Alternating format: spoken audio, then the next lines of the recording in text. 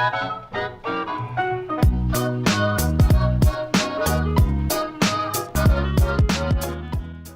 YouTube, my name is Nero, and today we have some Call of Duty Ghosts and another episode of KEM Strikes Saturday, which of course is the weekly series here on my channel where subscribers send me in KEM Strikes. This one is a pretty nice gameplay. It was sent in to me by a guy named Gurlags, who I believe is a first time guest here on KEM Strikes Saturday, though I can't be certain because this is the 86th episode of KEM Strikes Saturday, so that's a lot of them, and a lot of your names are starting to mesh together for me. If you think about it, going into Advanced Warfare, we're going to be well into the hundreds of episodes of KEM Strikes Saturday by that point. It's a fun series. I like doing it every week. I'm happy that so many episodes were able to go up and we're able to help out so many channels. But the perks we got for this video. So basically we're running around playing a game of Team Deathmatch on the map Warhawk using the Honey Badger. And the perks we're using are Ready Up, which is a fantastic perk. It's only cost 1 point, so you might as well throw it on if you don't have anything else to use. We've got Sleight of Hand. Not a necessary perk, but a very nice perk nonetheless. Very tried and true. We've got Dead Silence, which I believe to be a very essential perk, especially at this day and age. Scavenger to pick up the ammo. Me personally, I like to use fully loaded when I'm playing Call of Duty Ghosts. Now, fully loaded starts you off with the maximum amount of ammunition that you can have, possibly.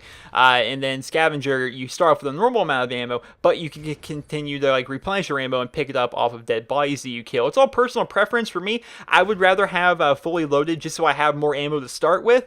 That way I don't have to move around that much if I don't want to, which is kind of a campy mentality, but it's very nice. You don't have to, if you're out of ammo, you don't have to go into harm's way just to try and get ammo.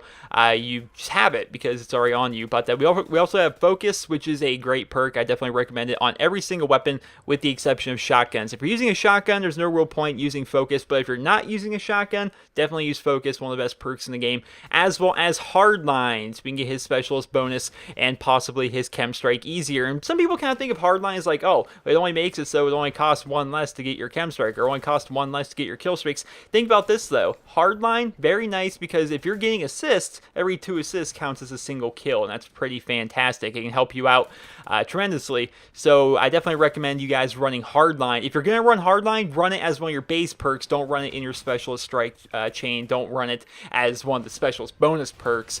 That's just kind of silly. So we had to actually come inside here because the enemy team called in like a salvo, which is like the special care package field order kill streak for this map. And so we had to come inside this building here, and he ends up taking out so many people. He's like forced to stay within this building. And there's all kinds of enemies, for whatever reason, spawning around him down here. He's actually got quite himself and quite a few teammates down here, but a lot of enemies are also down here as well. And it was a pretty good KEM Strike overall. It's almost over, in fact. He started off on basically this area of the map, did a full circle, a full loop around the map, made his way back here, got all the kills he could get on his way back to here, and now he's in this building, and now he's fighting for his life to be able to get himself possibly his KEM Strike, which I think is a pretty good one. And this KEM Strike, if nothing else, can kind of teach you that in Team Deathmatch, it's a bit more unpredictable when you're playing Team Deathmatch, right? When you're playing objective game modes, you can kind of look, okay, there's the objective, there's probably enemies near there. Or if you're playing domination, oh, we have A and B, therefore the enemy's probably at C, or they're probably in some area within like the general vicinity of the C flag, right? It's kind of how it works. It's very easy to understand. In Team Deathmatch, it's a bit different. Of course, you can learn the spawns in Team Deathmatch. It's definitely possible, but it's a lot more difficult to learn those spawns. And right here is actually awesome. So he gets stunned right here.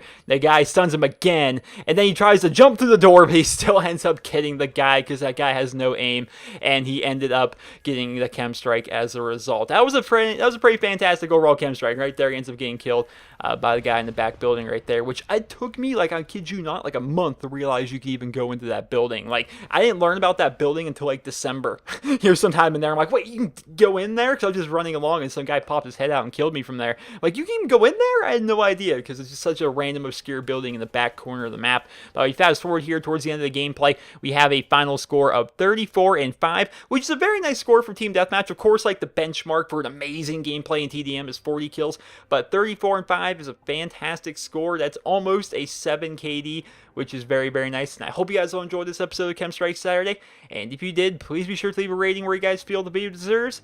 And if you guys like to send in your guys' Chem Strikes for next week's episode of Chem Strikes Saturday, everything you guys need to see is on your screen right now. It's kind of confusing. I know, it's definitely confusing. YouTube has changed around the messaging system, not once, but twice recently, and so they changed it around originally and made it so you couldn't really send messages that well. And then I made a video showing you guys, okay, here, check this out. All you gotta do is go here, here, here, here, here, here, and here, and then you have a compose button, and you guys can send me in your Chem Strikes from there.